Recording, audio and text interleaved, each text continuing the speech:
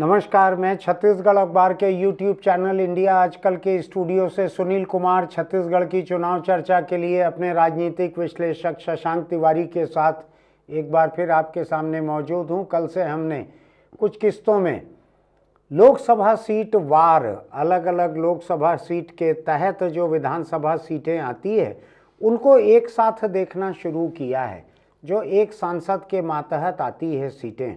कल हमने 4 सीटों पे चर्चा की थी, जिनमें से एक सरगुजा लोकसभा सीट थी, एक रायगढ़, एक जांजगीर चांपा और एक कोरबा। ऐसी 4 सीटों पे हमने कल चर्चा की थी। इन 4 में 32 विधानसभा सीटों की चर्चा हुई थी। एक लोकसभा सीट के भीतर आने वाली विधानसभा सीटों पे क्या हाल रहा है, कल की बातचीत हमने जो खत्म की थी, आपको ध्यान होगा जांजगीर चांपा लोकसभा सीट पे आके हमने खत्म की थी, जो कि छत्तीसगढ़ में कांग्रेस पार्टी के लिए खुशी मनाने की सबसे बड़ी वजह है। वहाँ की 8 में से 8 सीटें कांग्रेस ने जीती हैं। डॉक्टर चरणदास महंत भी एक कैंडिडेट थे शक्ति से, ये उन्हीं का इलाका कहलाता है। ये जांजगीर चांपा, यहाँ से वो सांसद भी रहे हैं जब ये लोकसभा सीट सामान्य थी, अनारक्षित थी। अब ये आरक्षित है सीट, ये क्यों शशांक? बिल्कुल, हाँ जी। अब यहाँ से गुहाराम अजगले ये भाजपा के सांसद हैं जी। और यहाँ से लोकसभा का जो चुनाव हुआ था जांजगीर चांपा का, उसमें वो 83,255 वोटों से जीते थे। जी। और एक चीज़ मैं बतलाऊं आपको, जो शशांक ने पिछली चर्चा के दौरान कही थी, उसकी चर्चा जरूरी है। जो वहाँ से आज लोकसभा के सांसद हैं गुहाराम अजगले, उनके बारे में शशांक ने पिछली बार बताया था कि जो कोबरा पोस्ट का ऑपरेशन दुर्योधन था, जिसके तहत बहुत सारे सांसदों को, शायद 11 सांसदों को रिश्वत लेते, मांगते, सौदा करते खुफिया कैमरों पर कैद किया गया था, जिसमें उनकी सदस्यता खत्म हुई थी। उन लोगों ने गुहाराम अजगले पर भी हाथ आजमाया था, लेकिन इन्होंने मना कर दिया था। ऐसा ही आपका कहना था? बिल्कुल बिल्कुल। यानी ये उस तरह के किसी लालच से परे रहे, इसलिए बचे रहे। 2019 में पार्टी ने उनको लड़वाया और वो जीत के आए, सांसद बने। ऐसा ही है बिल्कुल कि राजनीति में किसी के बारे में अच्छी बात हो ऐसा कम होता है। इसलिए आज जब ये अच्छी बात कहने का मौका मिल रहा है तो मैं शायद एक हफ्ते के भीतर इस बात को रिपीट कर रहा हूँ। हमने अभी कुछ दिन पहले ही ये चर्चा की थी कि किस तरह से उन सांसदों में कौन कौन लोग थे। और छत्तीसगढ़ के एक और सांसद थे उस वक्त, जिनकी ट्रेन रवाना होनी थी दिल्ली से। वो रवाना होने वाले थे स्टेशन के लिए, ऑपरेशन दुर्योधन वाले कोबरा जो हैं वो पहुंचने वाले थे उनके घर। रास्ते में गाड़ी पंक्चर हो गई, लेट हो गए। वो स्टेशन आके ट्रेन से छत्तीसगढ़ आ गए और बच गए थे उससे।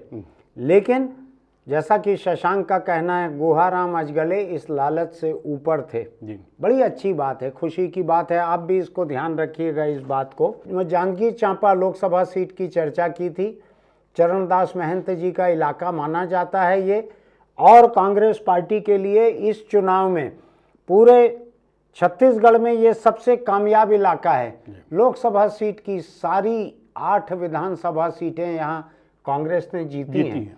क्या लगता है आपको, महंत जी को इसका कोई फायदा मिलेगा? जी, महंत जी का प्रभाव, पहला फायदा तो ये था कि कांग्रेस सभी सीटें जीत गई। महंत जी का अपना प्रभाव था। और दूसरा, अभी तत्काल विपक्ष में है तो क्या फायदा मिलेगा, सीनियरिटी इतनी है तो अधिकतम ये है कि नेता प्रतिपक्ष बन जाए। और उससे ज़्यादा कोई और उनके लायक पद है नहीं। लेकिन नेता प्रतिपक्ष, जो पार्टी विपक्ष में आ गई है, इस बुरी तरह दुर्गति को प्राप्त होकर विपक्ष में आई है, सीटें आधी रह गई उसकी, तो उसके लिए नेता प्रतिपक्ष का जो पद है वो पद भी महत्वपूर्ण है।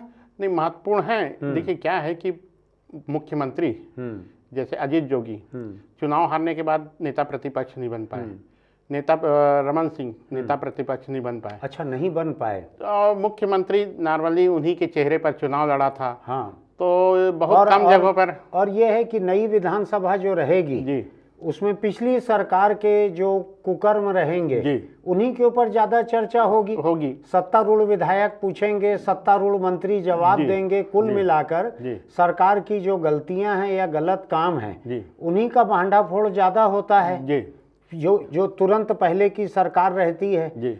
तो उस हालत में मुझको कांग्रेस विधायक दल में दो वरिष्ठ विधायक दिख रहे हैं।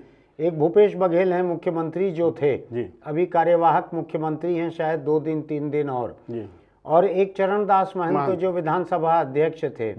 और मैं, हालांकि इस पे हम बाद में चर्चा करेंगे, लेकिन चूंकि यहाँ पे हम चर्चा कर रहे हैं इसलिए मैं बतला दूं, आगे हम दुर्ग लोकसभा सीट पर जब चर्चा करेंगे, जो मुख्यमंत्री की अपनी सीट है, लोकसभा सीट वहाँ की, उसी से मुख्यमंत्री भी विधायक हैं वहीं की पाटन से, 9 हैं। दुर्ग लोकसभा सीट की 9 विधानसभा सीटों पर से कुल 2 कांग्रेस के विधायक हैं, 2, और जांजगीर चांपा के 8 में से 8 विधायक कांग्रेस के हैं। तो ये दोनों इलाके, जो दुर्ग का इलाका है भूपेश बघेल जी का अपना इलाका है, जो जांजगीर चांपा का जो इलाका है ये चरणदास महंत जी अपने पिता के समय से वहीं पर राजनीति करते आए हैं, पिता के बाद उनकी विरासत में। तो ये इन दोनों नेताओं के नाम से जाने जाने वाले इलाके हैं। तो इससे भी हो सकता है कांग्रेस पार्टी के सोच विचार में कोई फर्क पड़े इन आंकड़ों को देखकर। जी, पुराना ये अब इतिहास भी उठा के देखें हम, तो जैसे दिग्विजय सिंह चुनाव हारे, नेता प्रतिपक्ष नहीं बने, नहीं बनाए, पार्टी ने भी नहीं बनाया या खुद भी नहीं बनाया। ना, आप एक बात को भूल रहे हो। आप दिग्विजय सिंह के खिलाफ आपके मन में कोई रंज तो नहीं है, मुझको नहीं मालूम। दिग्विजय सिंह ने चुनाव हारने के बाद ये कहा था कि वो 10 साल तक कोई भी पद नहीं लेंगे। आप इतनी बड़ी बात को नहीं, मैं वो उसी पे आ रहा था, आपने टोक दिया तो मुझे मालूम है, लेकिन मैं उससे भी पहले मैं जा रहा हूँ। आप थोड़ा देर ज्यादा कर रहे थे इसलिए मुझको लगा आप भूल रहे हो, तो मैंने पहले भी मैं आपको आ रहा हूँ कि श्यामाचरण जी मुख्यमंत्री बने 90 उसमें 3 महीने ही मुख्यमंत्री बने थे और फिर से सरकार रिपीट नहीं हो पाई, लेकिन वो नेता प्रतिपक्ष बने थे। लेकिन वो 30 साल 40 साल पहले की बात है। आमतौर पर राज्य बनने के बाद 2 मुख्यमंत्री हुए, दोनों नहीं बने, दोनों सत्ता हाथ से गई और दोनों विधायक बने थे। जोगी जी भी विधायक बने थे जी, और डॉक्टर रमन सिंह भी विधायक बने हैं जो अभी तक हैं। दोनों विधायक बनने के बाद नेता प्रतिपक्ष नहीं बने तो कोई ऐसा अलिखित परंपरा जैसी नहीं है, क्योंकि अभी हारे जोगी जी के समय ऐसा था कि वो पार्टी सस्पेंड भी थे उस समय विधायक खरीद फरोख्त मामले में, तो उनको तो बनना भी नहीं था। 2009 में भी ऐसी परिस्थितियां बनी 8 में कि वो बन सकते थे, लेकिन विधायक पार्टी हाईकमान इसके लिए तैयार नहीं हुआ। ठीक तो मुझे नहीं लगता कि यहाँ। दिग्विजय सिंह के बारे में एक बात साफ है कि दिग्विजय सिंह जब सत्ता से बाहर हुए, उनकी अगुवाई में ही कांग्रेस ने चुनाव लड़ा था अविभाजित मध्य प्रदेश में। 98 का था चुनाव ये। वो पहली बार 93 में जीत के आए थे, फिर 98 में। तो 98 के चुनाव के बाद 98 में तो जीत के आए थे। उसके बाद 2003 का चुनाव जब छत्तीसगढ़ में जोगी लड़ रहे थे, वहां पर दिग्विजय सिंह लड़ रहे थे, ऐसा ही था। तो उन्होंने कहा था कि मैं 10 साल तक कोई भी पद नहीं लूंगा, और शायद ना वो लोकसभा गए, ना राज्यसभा गए, ना पार्टी में संगठन में कोई पद उन्होंने लिया, ऐसा ही है। बिल्कुल। हालांकि हमारे इसको याद दिलाने का कोई इशारा भूपेश बघेल जी के लिए नहीं है, क्योंकि पार्टी में कई तरह की मिसालें रहती है, नेताओं की अपनी मर्जी रहती है। हालांकि कल परसों आपसे मुझसे दोनों से बीबीसी के एक रिपोर्टर ने बात की थी 2-3 दिन पहले, आपने भी कई बातें उनको बतलाई थी बीबीसी के रिपोर्टर को, मुझको भी उन्होंने बात की थी। उसमें भी शायद मैंने कहा था कि भूपेश बघेल को नेता प्रतिपक्ष नहीं बनना चाहिए, ऐसा मेरा विचार है। उनका विचार अलग हो सकता है। खैर, अब हम आते हैं बिलासपुर लोकसभा क्षेत्र पे। इधर उधर की बात ज़्यादा हो जाती है, मुद्दे की बात धरी रह जाती है। बिलासपुर लोकसभा क्षेत्र जो है, मैं इसको एक नज़र में देखूं, यहाँ से अरुण साव जो कि अभी प्रदेश भाजपा के अध्यक्ष हैं, जो विधानसभा का चुनाव लड़कर जीत कर आए हैं ना अभी? जी बिल्कुल। हाँ, जीत कर आए हैं लोरमी से 45,891, करीब 46,000 वोटों से अरुण साव जीते हैं। वो इन दिनों खबरों में बनी हुई ओबीसी समाज के हैं, साहू समाज के हैं वो। और अरुण साव जो लोकसभा का चुनाव जीते थे 2019 में, वो 1,41,000 वोटों की लीड से जीते थे। 1,41,000 की लीड जो है प्रदेश में 4थे नंबर की लीड थी। ठीक है। तो अरुण साव एक मजबूत सांसद हैं, विधायक भी हो गए हैं अभी। आज उन्होंने लोकसभा से अभी इस्तीफा दिया है थोड़ी देर पहले। ये हमारा वीडियो हो सकता है आपके सामने कल आए, लेकिन आज 6 तारीख को उन्होंने लोकसभा से इस्तीफा दिया है जीते हुए बाकी सारे सांसदों के साथ। तो जिन सांसदों के नाम हम गिना रहे हैं, इसमें जो जो विधायक बन गए हैं विजय बघेल को छोड़कर, उन्होंने सब ने इस्तीफे दे दिए हैं। रेणुका सिंह अभी रास्ते में है दिल्ली के, तो वो पहुंच के वहां लोकसभा अध्यक्ष के हाथ में शायद इस्तीफा देंगी। ऐसा ही है। बिल्कुल। इसके बाद ये सारे सांसद विधायक रह जाएंगे। मुख्यमंत्री बनने की उम्मीद सभी को है। हम भी देखते हैं कौन मुख्यमंत्री बनते हैं। फिलहाल हम लौट के चलते हैं बिलासपुर लोकसभा सीट के तरफ। इसमें एक एक सीट की बात कर लें। इसकी तखतपुर सीट, यहाँ मौजूदा विधायक डॉक्टर रश्मि आशीष सिंह ये विधायक थी, और धर्मजीत सिंह जो कि पहले एक वक्त कांग्रेस में थे, फिर जोगी कांग्रेस में गए, फिर भाजपा में अभी आए। तखतपुर से धर्मजीत सिंह 14,892 वोट से जीते हैं। ऐसा ही है। मेरी इनसे बात हो रही थी धर्मजीत से, कल ही मेरी मुलाकात हुई रात में। मैंने उनको बधाई दी। उनको मैंने पूछा कि आपकी इस कॉन्स्टिट्यूंसी से तो हर्षिता पांडे टिकट चाहती थी, उनको नहीं मिल पाया। वो पिछले चुनाव में तीसरे नंबर पर थी शायद, तो उन्होंने आपका काम किया कि नहीं किया? तो धर्मजीत सिंह ने कहा उन्होंने बड़ी दिलचस्पी से, मेहनत से मेरा काम किया। अच्छा लगा सुन के, बिल्कुल, कि एक पार्टी में कोई टिकट खुद चाह रहे हैं लेकिन नहीं मिला, तो जिसको टिकट मिली उसका काम किया। ये बात मुझको हर्षिता पांडे ने नहीं कही, ये बात मुझको धर्मजीत सिंह ने कही। कल रात की ही बात है, मेरी मुलाकात हुई उनसे यहाँ पर। धर्मजीत सिंह सबसे वरिष्ठ विधायकों में से एक हैं, उत्कृष्ट विधायक भी रह चुके हैं।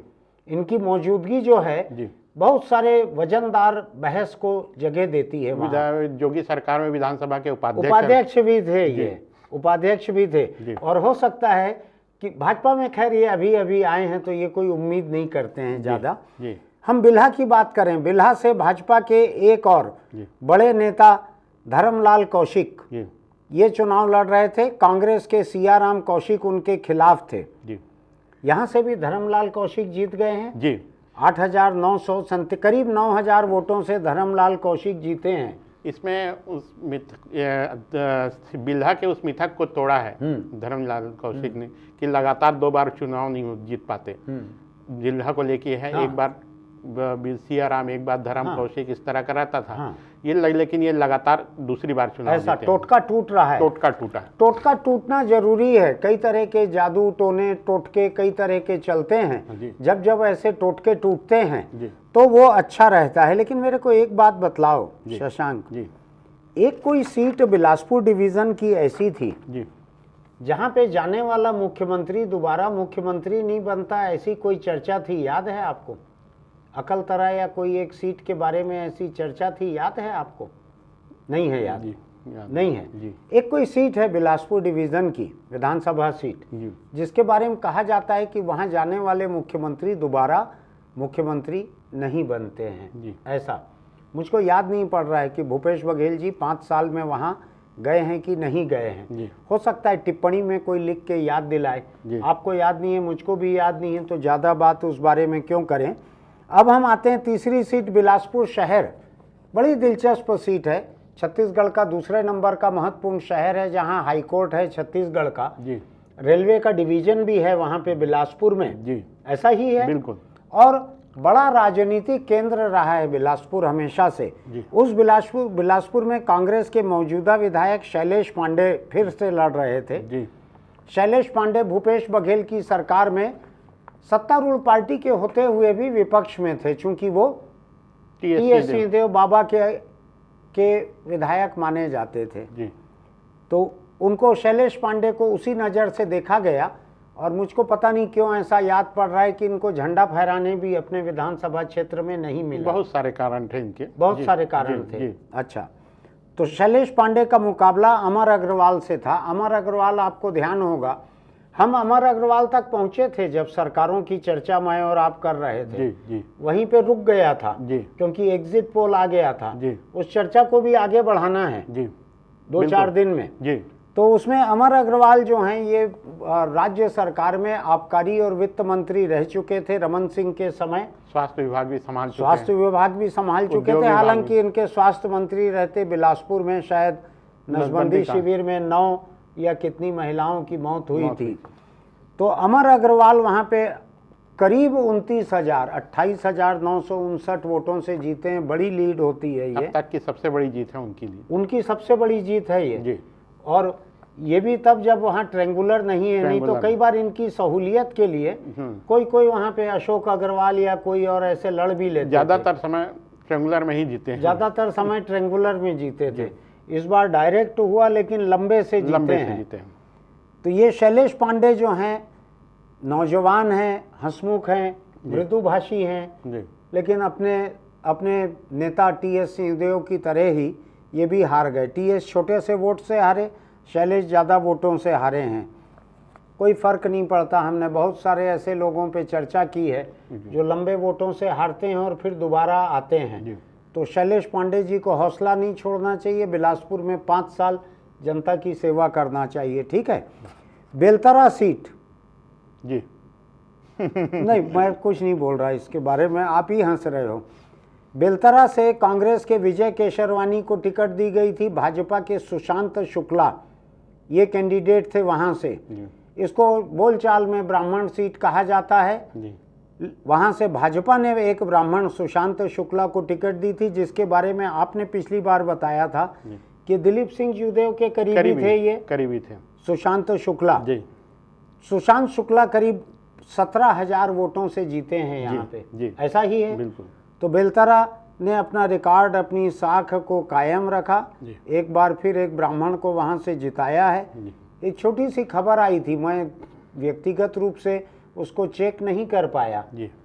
यहाँ पे बेलतरा से जो मुख्यमंत्री के सलाहकार हैं प्रदीप शर्मा जी, वो बेलतरा के इलाके के ही रहने वाले हैं शायद, है ना? कुछ बेलतरी ही है ऐसा कोई, अकलतरी नाम है। इसी इलाके के रहने वाले हैं वो, उसी गांव बेलतरा में ही आता है। इसीलिए उनकी चर्चा चलती थी, वो भी लड़ सकते हैं वहां से कैंडिडेट। ये चर्चा, ये खबर आई है वहां से, मैं पुष्टि नहीं कर पाया हूं कि अकलतरी नाम का जो गांव है प्रदीप शर्मा का, मुख्यमंत्री भूपेश बघेल जी के सलाहकार का, उस गांव से कांग्रेस दोनों बूथ पर हारी है। ऐसी खबर आई है, आपने भी देखी है? जी। तो दोनों बूथ से हारी है। मुख्यमंत्री के सलाहकार प्रदीप शर्मा अपने खुद के गांव में लीड नहीं दिला पाए हैं। होता है कई बार, उनकी चूक नहीं रही होगी, उन्होंने कोशिश की होगी। पवन दीवान जब लड़ते थे तो राजिम से हारते थे कई बार।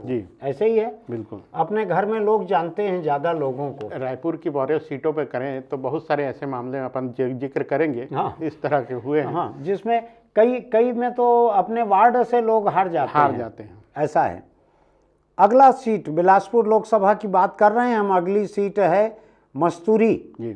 ये अनुसूचित जाति के लिए आरक्षित सीट है। यहाँ कांग्रेस के कैंडिडेट दिलीप लहरिया थे। भाजपा के प्रत्याशी डॉक्टर कृष्णमूर्ति बांधी थे। यहाँ से कांग्रेस 20,000 वोटों से जीती है। बिलासपुर लोकसभा सीट की 8 विधानसभा सीटों में से कांग्रेस कुल 2 में जीती है, जिसमें से पहली है मस्तूरी। ठीक है बिल्कुल। तो यहाँ से दिलीप लहरिया जीते हैं। डॉक्टर कृष्णमूर्ति बांधी जो कि रमन सिंह के किसी एक कार्यकाल में स्वास्थ्य मंत्री भी रहे हुए, पहले कार्यकाल में स्वास्थ्य मंत्री रहे हुए हैं, वो चुनाव यहाँ से हार गए हैं 20,141 वोटों से। अब हम आते हैं, एक बड़ी दिलचस्प सीट है कोटा। कोटा सीट जो है, यहाँ से कांग्रेस के अटल श्रीवास्तव जो कि मुख्यमंत्री भूपेश बघेल के करीबी माने जाते हैं। ऐसा ना लगे कि मैं मुख्यमंत्री भूपेश बघेल के करीबी के हारने की बता रहा हूं। अटल श्रीवास्तव एकदम खांटी भूपेश बघेल जी के आदमी माने जाते हैं। इनको पिछली बार बिलासपुर शहर से भूपेश बघेल जी टिकट नहीं दिला पाए थे, कोशिश की थी, लेकिन इनको बाद में लोकसभा का कैंडिडेट बनाया था। वहां से अटल श्रीवास्तव जीत नहीं पाए, अरुण साव जीत गए थे वहां से। अटल श्रीवास्तव कोटा से 8,000 करीब वोटों से जीत गए हैं प्रबल प्रताप सिंह जूदेव से, जो कि दिलीप सिंह जूदेव के बेटे हैं। उनसे जीत गए हैं। लेकिन यहाँ की एक चीज़ और है, उसको भी ध्यान रखिएगा। यहाँ से रेणु जोगी, जोगी पार्टी की रेणु जोगी भी टिकट लड़ी थी। इसको समझने की ज़रूरत है। ये आंकड़ा में एक पल लगेगा, रुकिए ज़रा। ये करीब 8,500 वोट पाई है और जमानत जब्त हो गई। हाँ देखिए, ये मैं आंकड़ा ढूंढ रहा था, शशांक को जुबानी याद है। रेणु जोगी जो कि मौजूदा विधायक थी वहाँ से, कोटा से, शशांक बता रहे हैं 8,500 वोट उनको कुल मिले हैं। मुझको लगता है लोगों ने मान लिया था कि अब वो लड़ जरूर रही हैं, लेकिन अगला पूरा विधानसभा का कार्यकाल वो मेहनत कर सकेंगी, यहाँ ऐसा आसार कम दिख रहा है। दूसरी तरफ दो थोड़े से उनके मुकाबले कम उम्र के अटल श्रीवास्तव और प्रबल प्रताप सिंह जूदेव, ये दो लड़ रहे थे। थोड़ा एक दूसरी चीज़ बताइए, हम यहाँ तो आ गए अटल श्रीवास्तव तक।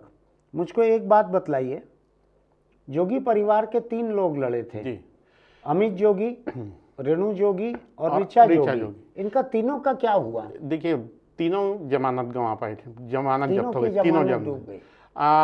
हम बड़ी उम्मीद से थे, या लग रहा था शुरुआती दौर में पाटन से बहुत कुछ करेंगे। वो करीब 5,000 से भी कम वोट पाए अमित जोगी। और जबकि पिछले चुनाव में जोगी पार्टी की कैंडिडेट एक महिला थी, उसको 13,217 वोट मिले थे। आपको 217 तक याद रहता है, मेरे को मुश्किल से 13,000 याद पड़ रहा था। तो उतना था। अच्छा, ऋचा जोगी का भी हाल, मतलब पिछली बार मात्र 1,800 वोट से वो चुनाव हारी थी। एकदम करीब थी, एकदम 1,800 वोट से हार कोई बड़ी हार नहीं रहती है, अकलतरा सीट से। अकलतरा से इस बार करीब 17,000 वोट पाई।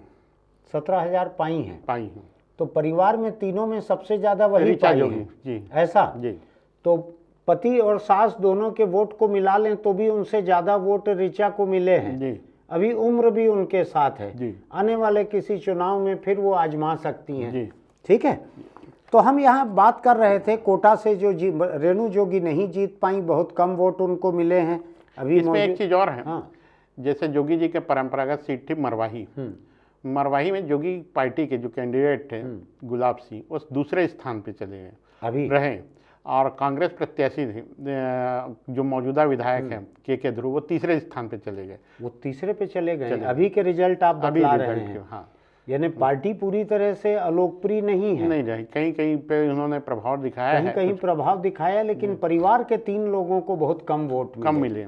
तीनों की जमानत जब्त हो गई। जमानत। कोटा से अटल श्रीवास्तव विधायक बने हैं। मुख्यमंत्री भूपेश बघेल की निजी पसंद रहे ये जीते हैं करीब 8,000 वोट से। बिलासपुर लोकसभा सीट में मुंगेली जिले की 2 सीटें भी आती हैं। जी, ऐसे ही है जी। इसमें से एक है लोरमी, जिसको मैं धर्मजीत सिंह के साथ ही जोड़ के देखता हूं, क्योंकि बहुत समय रहे विधायक वहां। ऐसा ही है। जी, बिल्कुल। वहां से थानेश्वर साहू कांग्रेस के विधायक थे, अरुण साव भाजपा के विधायक थे, प्रदेश अध्यक्ष, सांसद और उम्मीदवार विधानसभा के इस बार अरुण साव। 45,891 वोट से अरुण साव जीते हैं। जी, यानी काफ़ी बड़ी मार्जिन है ये। जी। जो मुख्यमंत्री के लिए जो दावेदार हैं, जितने लोग, या तो दावेदार दावा किसी ने किया नहीं है, भाजपा के भीतर कोई दावा वावा नहीं चलता है, जी। जिनकी चर्चा चल रही है। जी। डॉक्टर रमन सिंह, वो भी अच्छी लीड से जीते हैं। 45,000 से ऊपर वो भी जीते। वो भी 45,000 से ऊपर जीते हैं। अरुण साव 45,000 से ऊपर जीते हैं।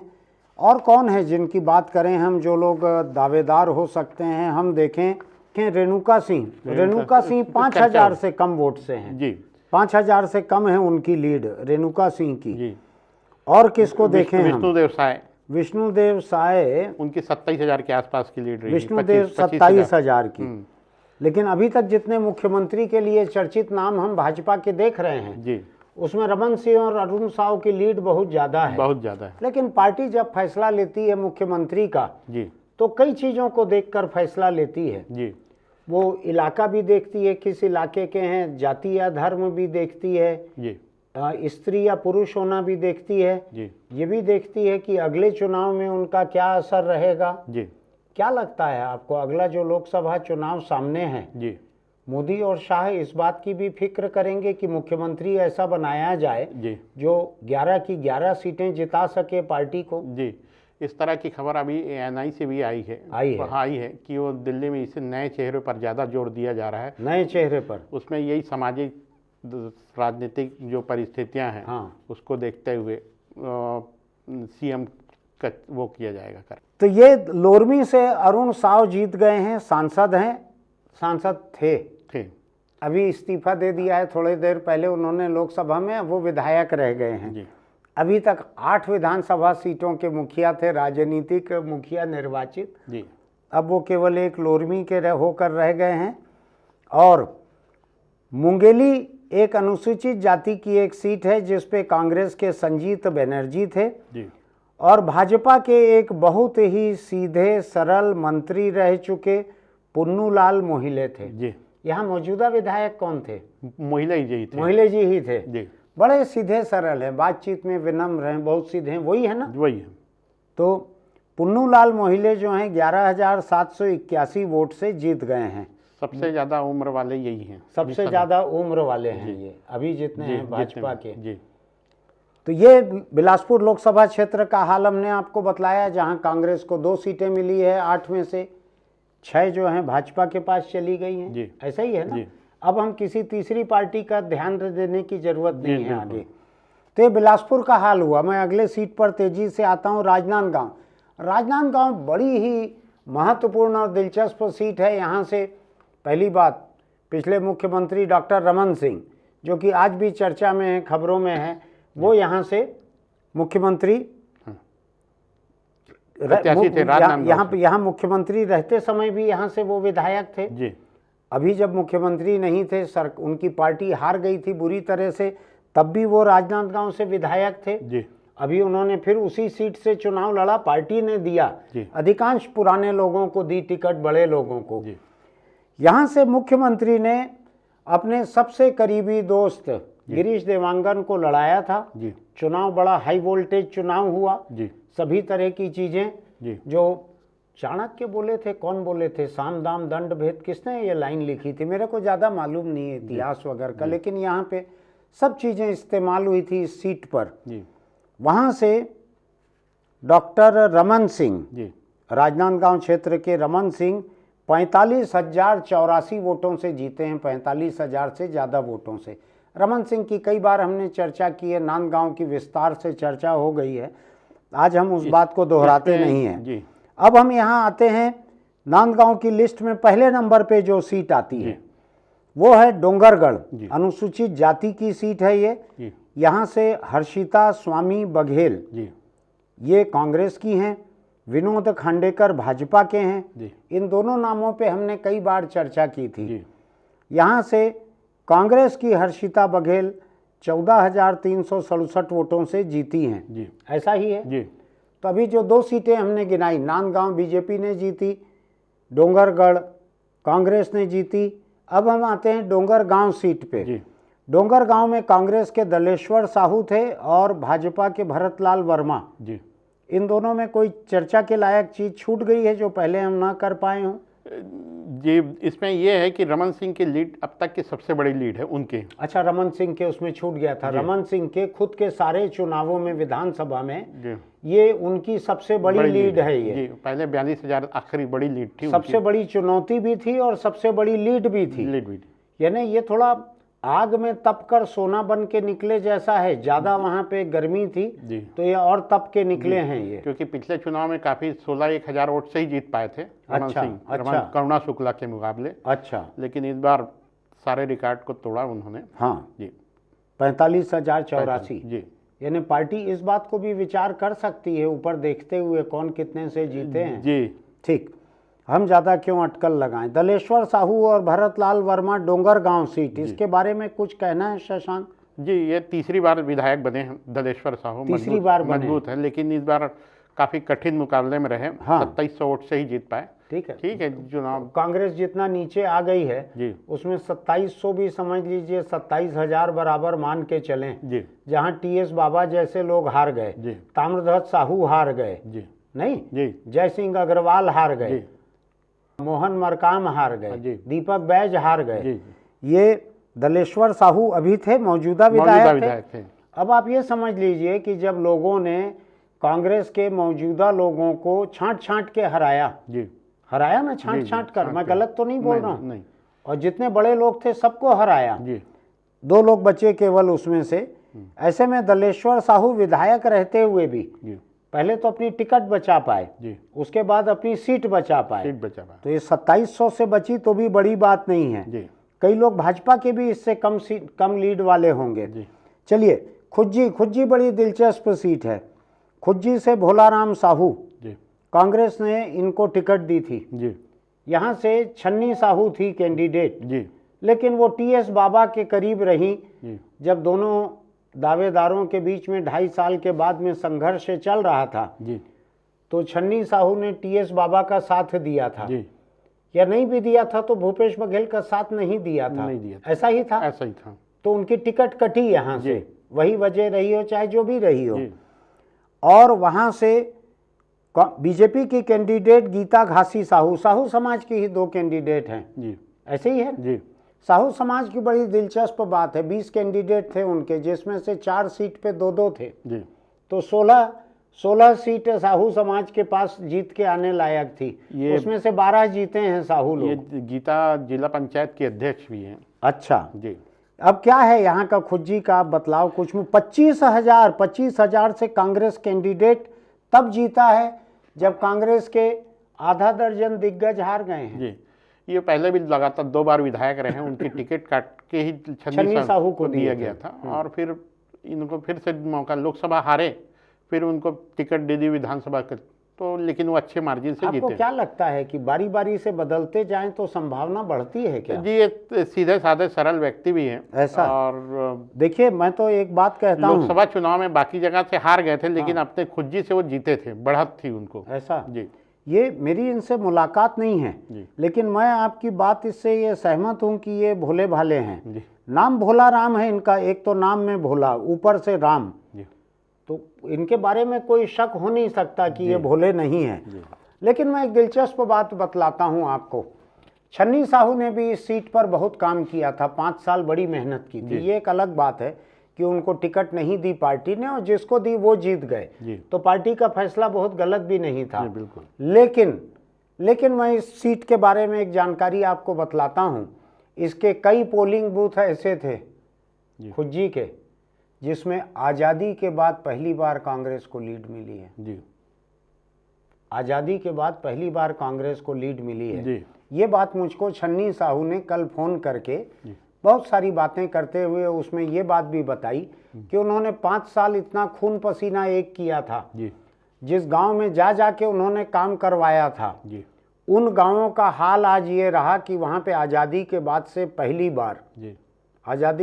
पहली बार कांग्रेस जीती है उनके बूथ में। देखिएगा, आप भी आंकड़ा जांचिएगा। अब हम आते हैं कबीरधाम। कबीरधाम बोलचाल में कवर्धा कहते हैं। महान संत कबीर के नाम पर कबीरधाम नाम है जिले का।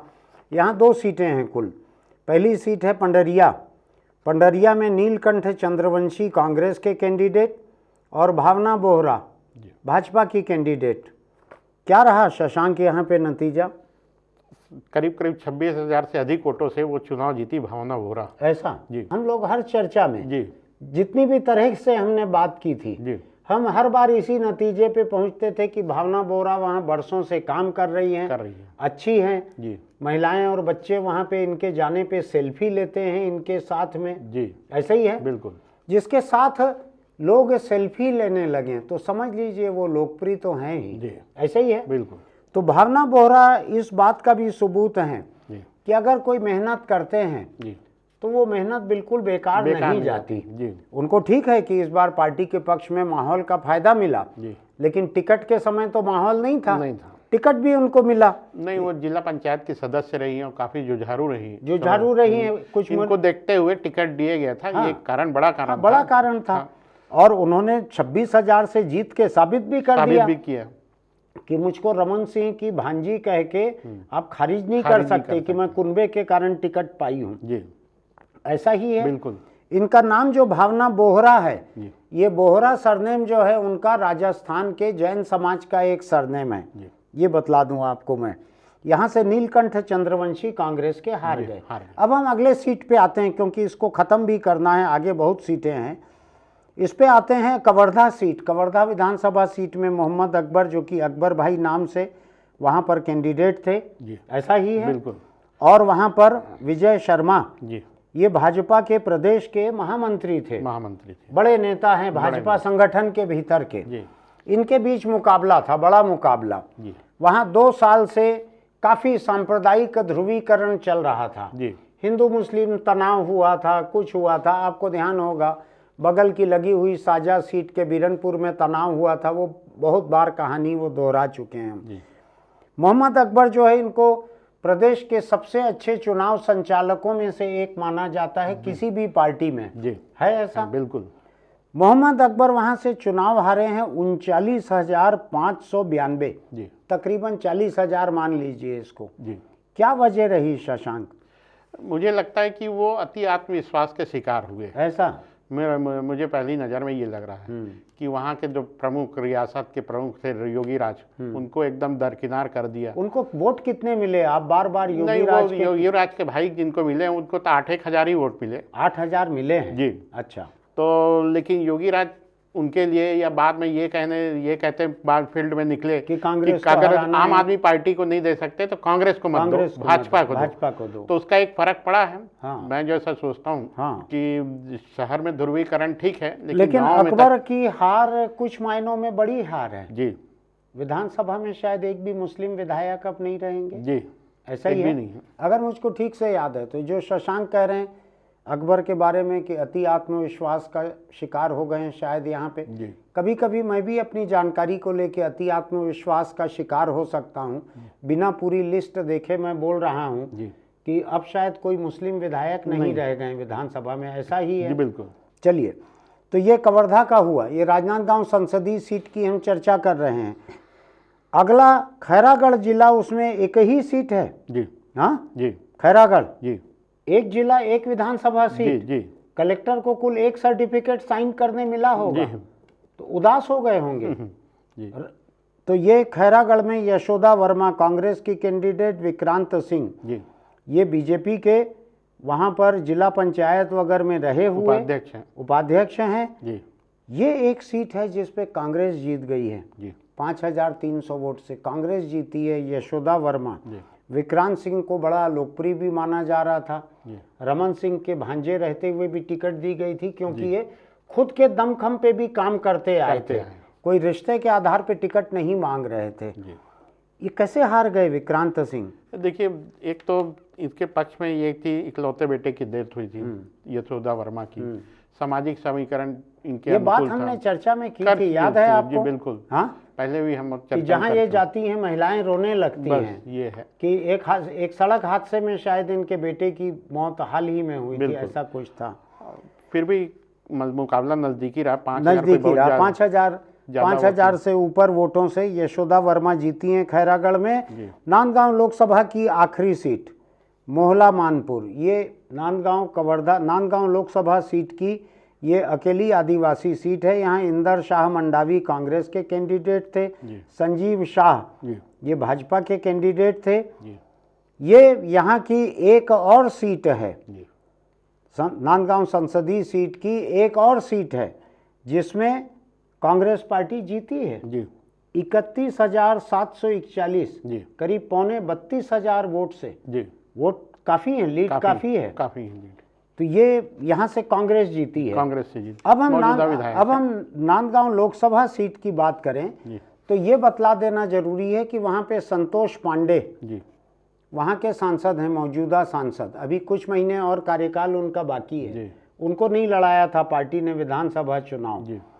संतोष पांडे जो हैं 1,11,966 वोटों से 2019 में चुनाव जीते थे लोकसभा का, ऐसे ही है। संतोष पांडे के पहले वहां से सांसद अभिषेक सिंह थे। तो चूंकि 2019 में भाजपा ने तय किया था सारे मौजूदा सांसद हटा दिए जाएंगे, सारे भूतपूर्व सांसद या चुनाव लड़े हुए लोग हटा दिए जाएंगे, पूरे 11 नए चेहरे रहेंगे। और मोदी और शाह की ये रणनीति यहाँ कामयाब रही कि 11 में से 9 भाजपा जीती। उनमें से एक संतोष पांडे भी थे जो पहले कभी लोकसभा नहीं लड़े थे, ऐसा ही है जी। तो ये अभी सांसद हैं संतोष पांडे जी वहाँ के। ये नांदगांव लोकसभा का हाल है। नांदगांव में 1 2 3 4 5 जी 8 में से 5 सीटें कांग्रेस के पास हैं। कांग्रेस के लिए ये अच्छी सीट है, ये लोकसभा के हिसाब से, जहां पर 5 लोग कांग्रेस के हैं, 3 लोग भाजपा के हैं। अब हम आ जाते हैं छत्तीसगढ़ के सबसे ताकतवर संसदीय क्षेत्र, सबसे ताकतवर संसदीय क्षेत्र दुर्ग। ठीक है ये भाषा ठीक है इसके लिए। अभी आप देखेंगे मैं सबसे ताकतवर क्यों बोल रहा हूं। यहां से जो कांग्रेस के उम्मीदवार थे, भूपेश बघेल, ताम्रध्वज साहू, अरुण वोरा, देवेंद्र यादव, मुकेश चंद्राकर, निर्मल कोसरे, रविंद्र चौबे, आशीष कुमार छाबड़ा, गुरु रुद्र कुमार, 1 2 3 4 मंत्री, 8 में से 4 मंत्री थे इस संसदीय सीट पे, ऐसा ही है जी। 4 में से 3 हार गए, अकेले मुख्यमंत्री बचे हैं जी। ठीक है जी। तो ये 8 विधानसभा सीटों वाली ये लोकसभा सीट है, इस पे 4 मंत्री थे, 4 में से 3 हार गए। साझा रविंद्र चौबे वहां से थे। हम कई बार कई संदर्भों में हमने चर्चा की थी साझा की। ये वहां पैर रखने भी नहीं गए थे, वहां सांप्रदायिक हत्याओं की हालत में इन्होंने पांव भी नहीं रखा था। इस बात को पूरे राजनीति के और सार्वजनिक जीवन के लोगों को एक सबक की तरह लेना चाहिए। रविंद्र से मेरी कोई व्यक्तिगत नाराजगी नहीं है। उनके बड़े भाई प्रदीप चौबे मेरे निजी मित्र हैं, हम दोनों के बीच परस्पर सम्मान बहुत है। रविंद्र से भी मेरा सम्मान का, प्रेम का रिश्ता है, लेकिन उन्होंने यहाँ पर चूक की राजनीति और सार्वजनिक जीवन की। मैं गलत तो नहीं बोल रहा? नहीं, बिल्कुल। आपके भी रविंद्र चौबे से अच्छे संबंध हैं, बहुत अच्छे हैं जी। हमारी कोई दुर्भावना तो नहीं थी उनके लिए, लेकिन उन्होंने एक गलत किया। किसी विधायक के क्षेत्र में सांप्रदायिक तनाव हो जाए, हत्याएं हो जाएं, और आप अप्रैल से लेके अभी तक, अभी शायद पहली बार भी बीरनपुर गांव गए हों रविंद्र, मुझको याद नहीं पड़ता। ठीक कह रहा हूं मैं? सभी को ध्यान रखना चाहिए, सार्वजनिक जीवन की कई अपनी जिम्मेदारियां रहती है, उसको पूरा करना चाहिए। सबसे बड़ा नुकसान रविंद्र चौबे का हुआ। ये अगर जीत के आए रहते, कांग्रेस की सरकार बनती, तो न केवल सबसे ताकतवर एक मंत्री रहते, हो सकता है विधानसभा अध्यक्ष भी रहते। इनका नाम तो पिछले कई सालों से चल रहा है विधानसभा अध्यक्ष के लिए। ठीक बोल रहा हूं मैं? अब हम इसकी बात करें अलग अलग विधानसभा सीटों की, ज्यादा क्यों फंसे चर्चा में। पाटन से चालू करते हैं। राजधानी रायपुर से लगी हुई भूपेश बघेल की सीट, विजय बघेल जो कि सांसद हैं, और छत्तीसगढ़ में अकेले सांसद अभी रह गए हैं। भाजपा के जो विधानसभा का चुनाव लड़े थे, लेकिन सांसद रह गए क्योंकि विधानसभा हार गए। यहां से भूपेश बघेल 19,723, तकरीबन 20,000 से जीते हैं, तकरीबन 20,000 से, ऐसा ही है। इसके बारे में बहुत चर्चा हो चुकी है, ज्यादा क्या बात करें हम। यहाँ से ये कांग्रेस के हिस्से गई है ये सीट। दुर्ग ग्रामीण, ताम्रध्वज साहू, साहू समाज के बड़े नेता। जब पूरे राज्य में 10 लोकसभा सीटें भाजपा जीती थी, तो ये अकेले लोकसभा सीट जीतने वाले थे। छत्तीसगढ़ से लोकसभा में अकेले पहुंचे थे उस समय, याद है आपको?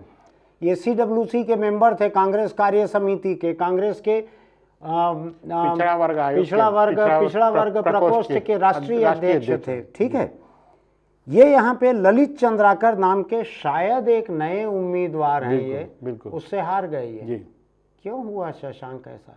जी वही बात अपन पहले भी कह रहे थे कि गृह मंत्री के रूप में बहुत अच्छा परफॉर्मेंस नहीं रहा, जैसे सबको मालूम नहीं रहा। तो लोगों को उम्मीदें काफ़ी थी, उसमें बिल्कुल खरा नहीं उतरे। अच्छे व्यक्ति हैं, तो ये तो स्वाभाविक था कि कुछ ऐसी भी चर्चा थी क्या कि इनके बेटे लोग जो हैं उनको लेकर बहुत सारी चर्चाओं में एक चर्चा वो भी थी। बट बेटों की अति सक्रियता थोड़ा सा इनके खिलाफ गई है। हाँ, इनके खिलाफ गई है। और ताम्रध्वज साहू भी गृह मंत्री रहते हुए भी सांप्रदायिक हत्याओं के मामले में बीरनपुर नहीं गए थे, जबकि मरने वाला ईश्वर साहू का बेटा, ईश्वर साहू को बीजेपी ने कैंडिडेट बनाया साझा से। उसने रविंद्र चौबे को हराकर, रविंद्र चौबे को 5,000 वोटों से हराया।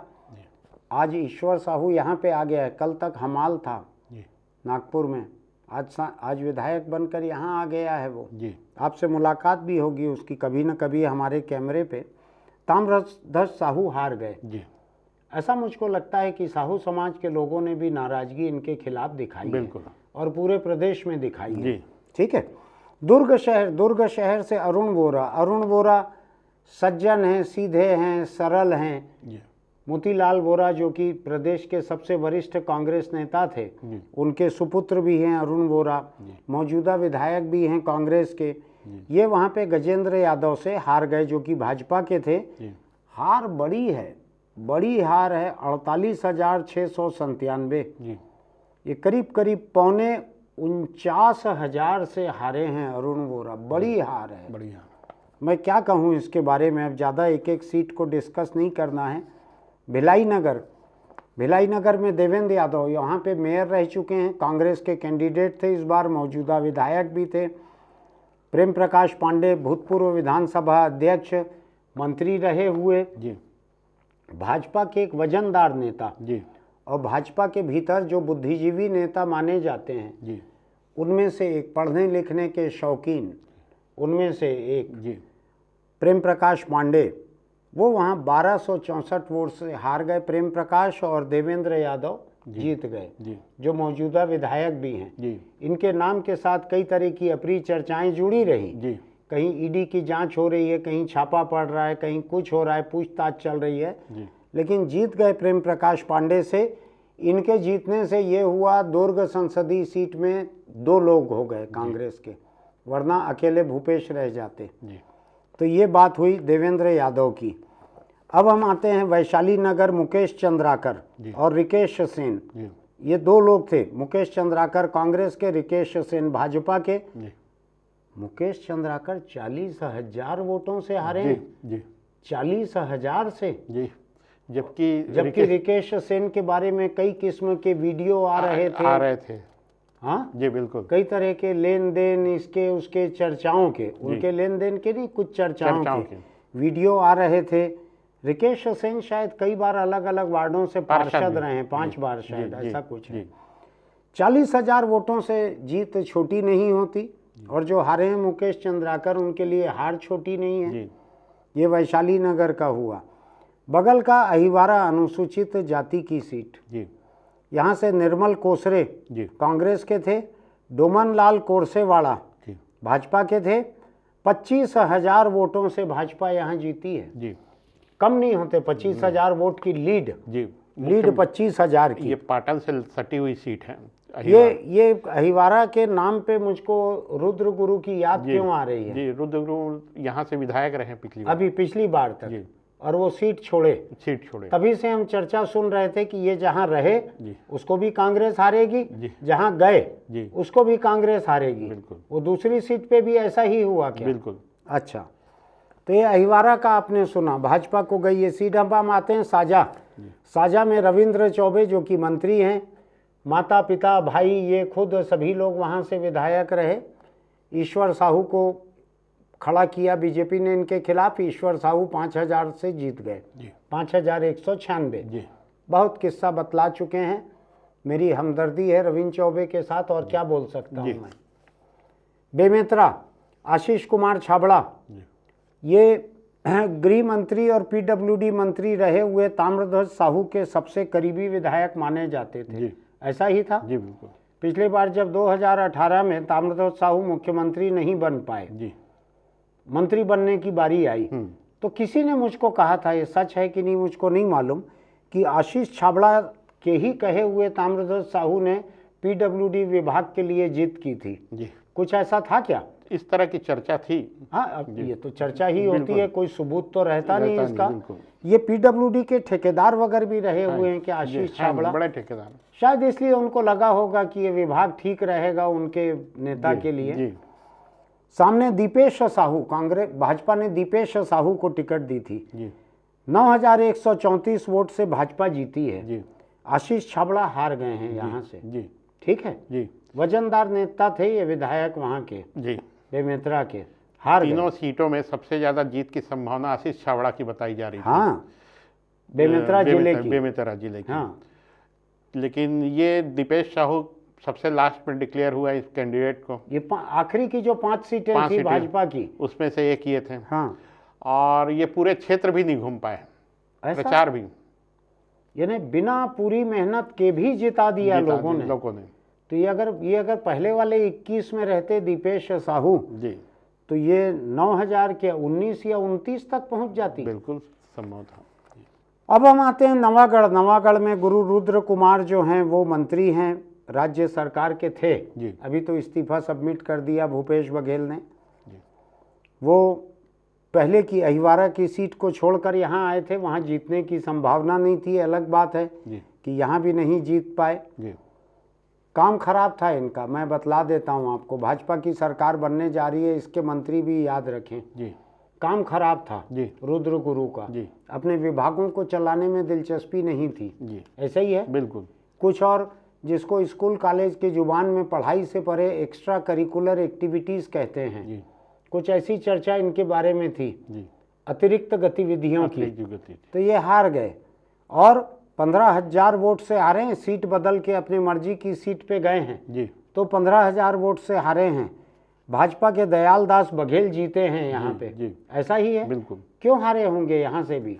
देखिए वो वहाँ लोग स्वीकार नहीं कर पा रहे थे। हाँ। ये बाहरी है, फिर इस तरह का ये चर्चा हो सकती है, लोगों के बीच में ये चर्चा थी। हाँ। कि हो सकता है अगले चुनाव में दूसरी सीट बदल दें। हाँ। तो एक बात उनके खिलाफ तो बड़ी यही चली गई थी। जी। तो आप समझ लीजिए दुर्ग लोकसभा सीट, दुर्ग लोकसभा से विजय बघेल जो कि पाटन से उम्मीदवार हैं जी। ये वहाँ से 3,91,000 ये प्रदेश की सबसे बड़ी लीड थी 2019 के लोकसभा चुनाव में। जी। करीब करीब 4 लाख की लीड से ये जीते थे।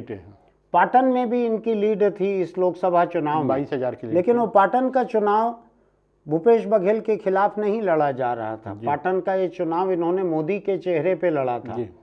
तो वहाँ से बड़ी लीड इनको मिली थी, लेकिन इस बार ये जीत नहीं पाए वहाँ पे।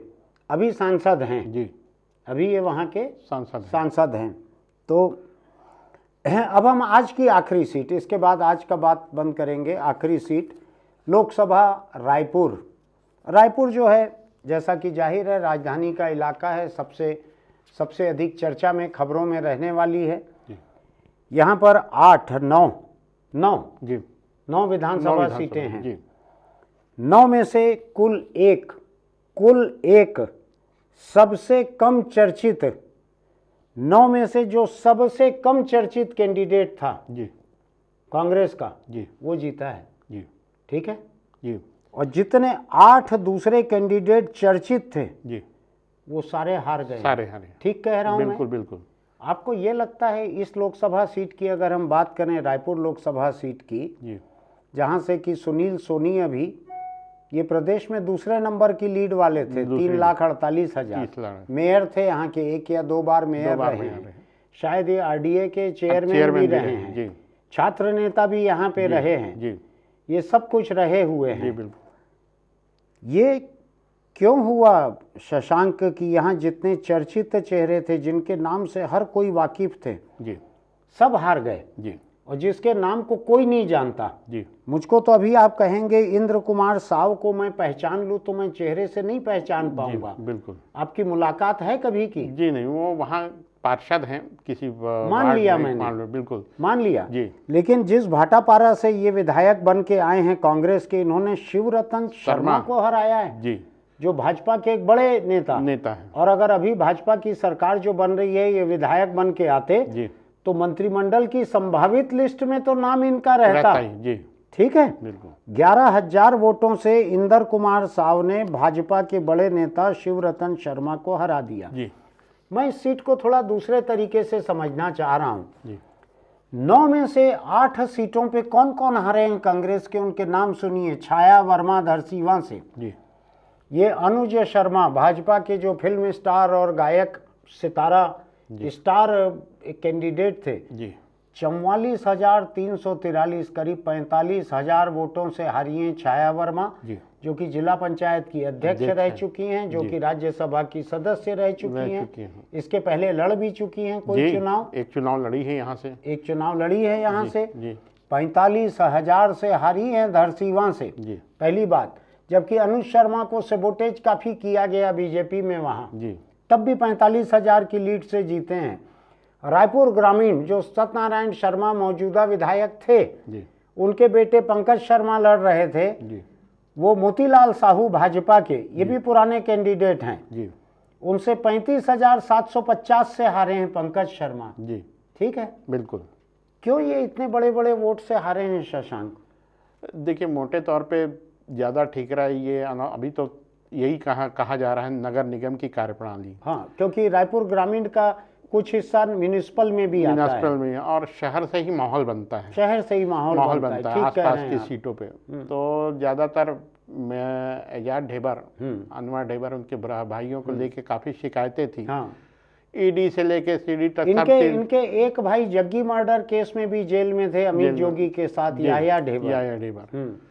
तो कुल मिला के शराब हो या फिर दूसरे मामले हैं, ईडी ने काफी कुछ कार्रवाई की है। हाँ। इनके यहाँ रेड भी पड़ी थी, जेल जमानत ये सब चल ही रहा था, और वो ही एक तरह से फेस थे यहाँ के, कोई मंत्री है नहीं।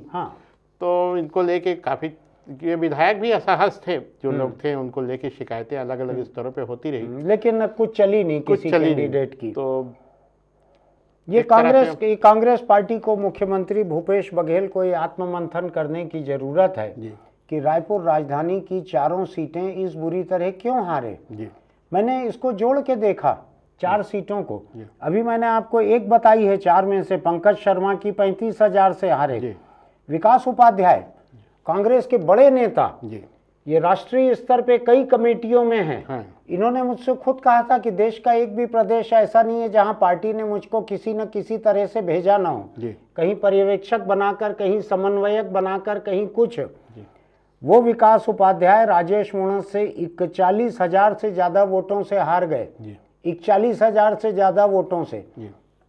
मैं नहीं जानता कि मूणत जी को इतनी उम्मीद थी कि नहीं थी, लेकिन विकास उपाध्याय बिल्कुल नहीं सोच पा रहे होंगे कि वो इस बुरी तरह हारेंगे। ऐसा ही है। बिल्कुल। एक और सीट को देखें हम, कुलदीप जुनेजा की सीट। यहाँ मौजूदा विधायक कांग्रेस के कुलदीप जुनेजा, उनके मुकाबले भाजपा के पुरंदर मिश्रा।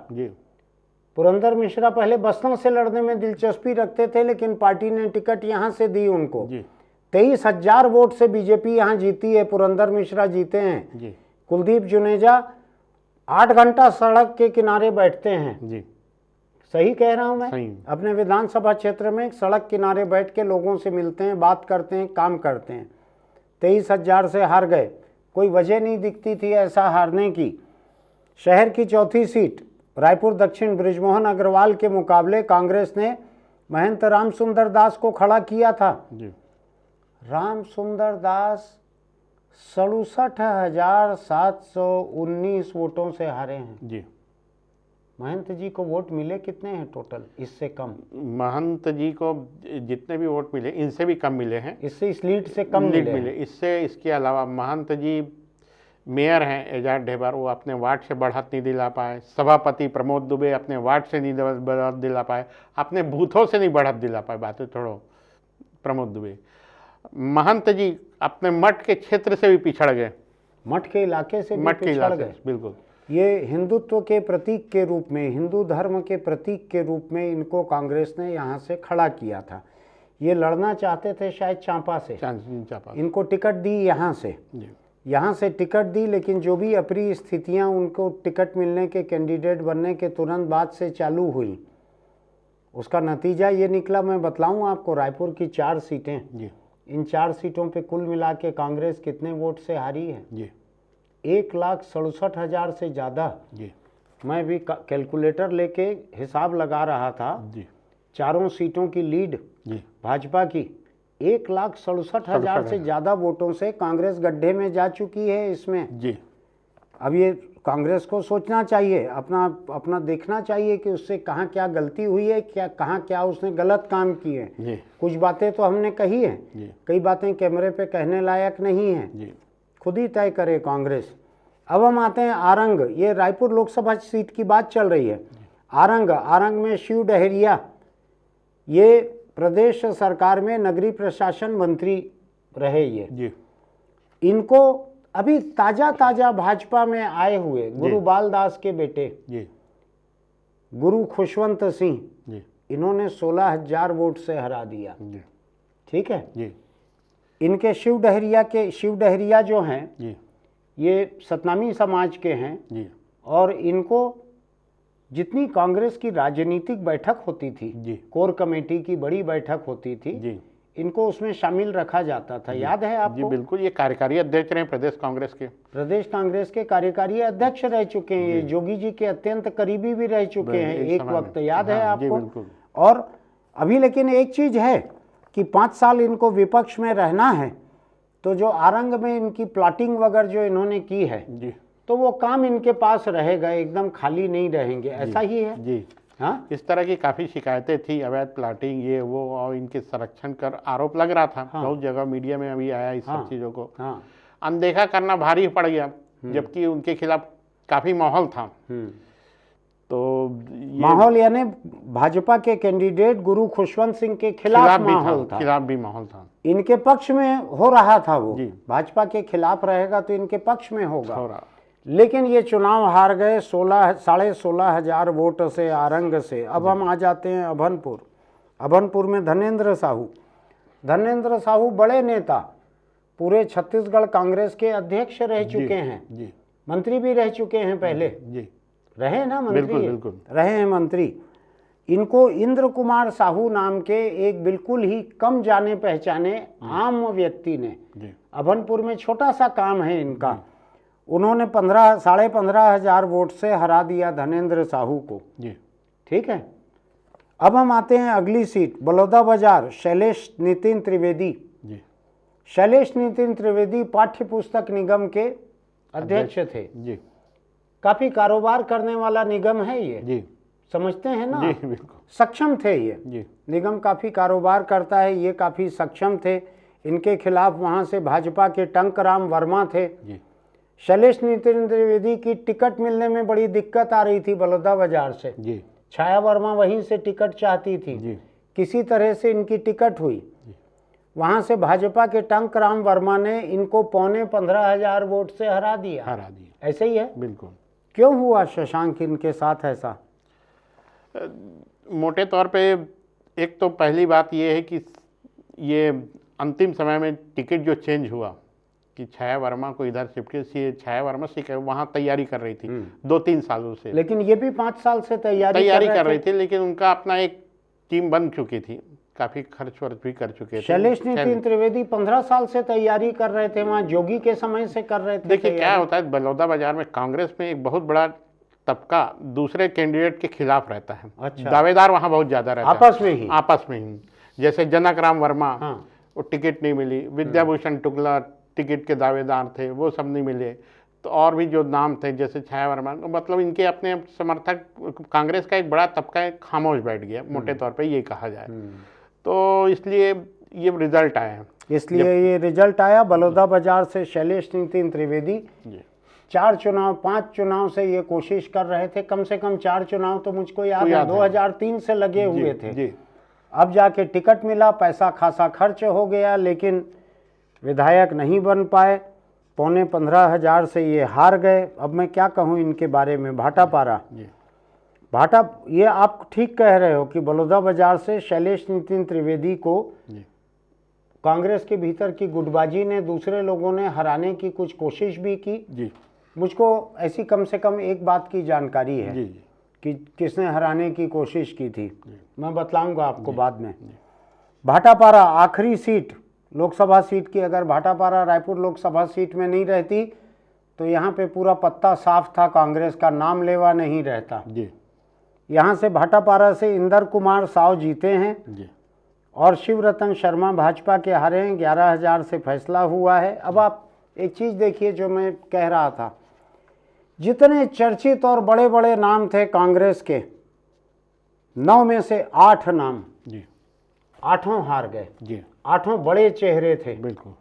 ऐसा नहीं लगता प्रदेश में लोगों ने छांट छांट के कांग्रेस के बड़े चेहरों को हराया है? बिल्कुल।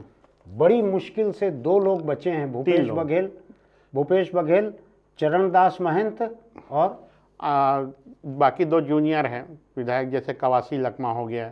कवासी लखमा ठीक है, चलिए, वो ट्रेंगुलर फाइट थी और वो खींचतान के अलग तरह की स्थितियां हैं। 2 मंत्रियों में अनिला भेड़िया उमेश पटेल वो को बड़ा चेहरा नहीं बड़ा है। चेहरा नहीं है। वो सरकार के भीतर भी छोटा चेहरा रहे 5 साल, बिल्कुल बड़ा चेहरा नहीं रहे। बिल्कुल। तो मेरा ये मानना है कि जो बड़ा चेहरा जो था कांग्रेस का, जी। उसको लोगों ने हरा दिया, हर बड़े चेहरे को। आज बात हम यहीं पे रोकते हैं।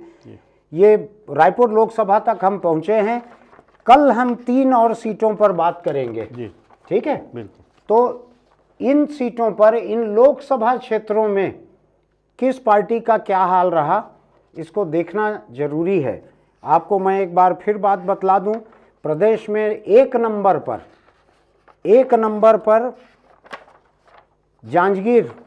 जांजगीर चांपा एक नंबर पर है कांग्रेस के लिए, जहां 8 में से 8 सीटें मिली है। और दूसरे नंबर पे राजनांदगांव, दूसरे नंबर पे राजनांदगांव, जहां 5 सीटें मिली हैं। जहां 5 सीटें मिली हैं। कांकेर में भी 5 सीटें, कांकेर में भी, नांदगांव कांकेर में भी 5 सीटें मिली हैं। बाकी इसमें 4। और सबसे बुरा हाल, सबसे दुर्गति जो है, दुर्गति राजधानी रायपुर वाली सीट की सबसे बड़ी दुर्गति, इतनी बड़ी दुर्गति किसी और सीट की है क्या? एक और सीट की है, सरगुजा की। सरगुजा की सबसे बुरी दुर्गति है, एक भी कैंडिडेट नहीं वहां कांग्रेस का। रायपुर से राजधानी रहते हुए भी यहाँ पर कुल 1 विधायक है 9 में से। रायपुर और कोरबा दोनों में 1-1, रायपुर और कोरबा दोनों में कुल 1-1 विधायक हैं कांग्रेस के। सोचना चाहिए पार्टी को अपने बारे में। हम बाकी 3 सीटों को लेकर, 3 बज गई हैं जी, बाकी 3 सीटों को लेकर कल आपके बीच रहेंगे। आप देखते रहिएगा। आपको अच्छा लगता है तो इसको पसंद कीजिए, सब्सक्राइब कीजिए, नोटिफिकेशन की बटन दबाइए, लाइक कीजिए, टिप्पणी लिखिए। इसका लिंक अपने दोस्तों को भेज सकते हैं। हम इन सीटों पर एक-एक चर्चा पहले कर चुके हैं, लेकिन एक साथ अभी लोकसभा सीट के संदर्भ में आपके सामने बात इसलिए रख रहे हैं कि आने वाले चुनाव लोकसभा के हो रहे हैं। ये चुनाव तो निपट गए, अगला चुनाव लोकसभा का रहेगा। हम उसके पहले एक माहौल बना रहे हैं कि आप लोकसभा स्तर पर इसको देख सकें। सुनील सोनी यहाँ के सांसद हैं, मौजूदा सांसद, भारतीय जनता पार्टी के प्रदेश में दूसरे सबसे बड़े जीत पाने वाले व्यक्ति हैं ये। ऐसा ही है? बिल्कुल। चलिए हम फिर मिलते हैं।